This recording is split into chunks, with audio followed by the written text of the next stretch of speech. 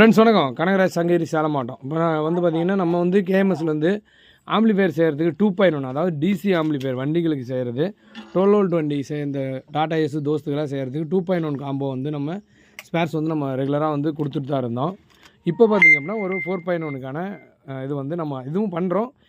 இப்போ என்னென்ன பண்ணுறோம் அப்படின்னா வேக்கோ lead heavy 2 ribbon wire ribbon HD, அதேமாதிரி பார்த்திங்கன்னா ஷீல்டட் ஒயரு சிக்னலுக்காக போடுறது, பவர் சப்ளைக்கான wire, DTS 7388 original IC plus 7805 regulator, அதுக்கப்புறம் ஒரு மினி சரவுண்டு, ஒரு பிடி, ஒரு 2-in-1 சப்பு, பார்த்திங்கன்னா வால்யூம் கண்ட்ரோலு, நாபு, அப்புறம் பென்ட்ரைவ் போர்டு நிற்க வைக்கிறதுக்கான அந்த stump, USB board white colour பகாரியா டிஸ்பிளே, ஒரு panel, cabinet, 4 FET parallel mono board, இது எல்லாமே நான் எப்படி செய்கிறேனோ அதுக்கு தேவையான எல்லாமே இதில் பண்ணிகிட்ருக்கோம்.